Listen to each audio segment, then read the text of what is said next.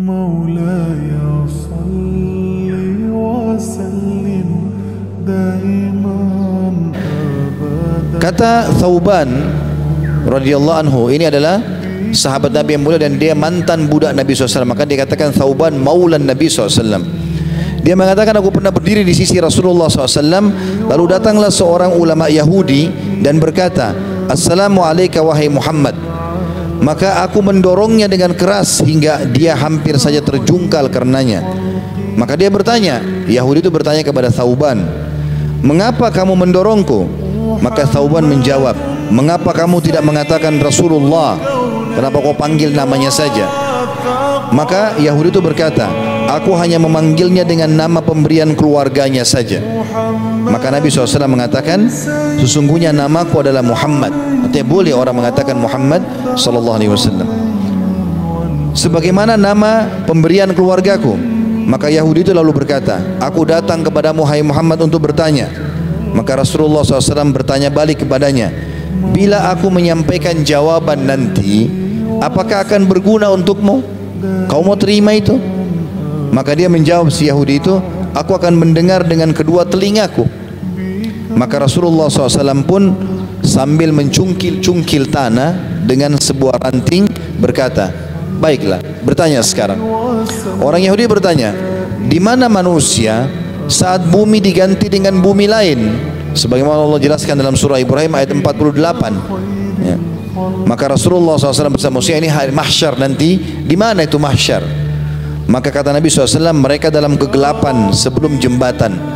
Artinya di sebuah tempat yang gelap, mereka akan dihisab oleh Allah sebelum sirat yang melewati neraka.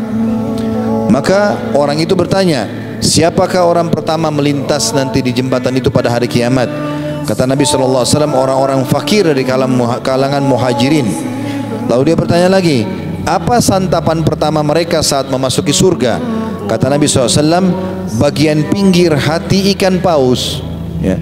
Tentu kita sudah tidak bisa bayangkan atau tidak dibayangkan seperti ikan paus di dunia, tapi mereka akan diberikan makanan hati ikan. Lalu dia bertanya lagi, lalu apa makanan mereka setelah itu? Kata Nabi SAW, disembelihkan untuk mereka sapi jantan surga yang akan dimakan di pinggiran-pinggiran surga. Lalu dia bertanya lagi, lalu apa minuman mereka? Kata Nabi SAW, dari mata air yang bernama salsabila. Lalu orang itu berkata, engkau benar.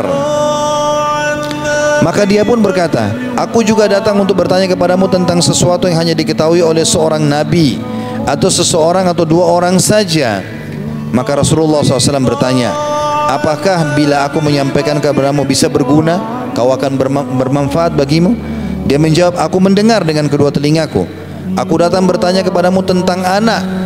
Rasulullah SAW bersabda, maksudnya tentang anak, kapan dia menyerupai ayahnya, kapan jadi anak laki-laki, kapan dia jadi anak perempuan.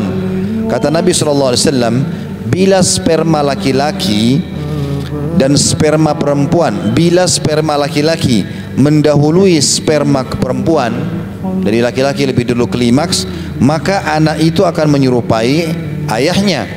Dan bila sperma perempuan mendahului sperma laki-laki, maka yang lahir adalah perempuan, ikut ibunya. Ya.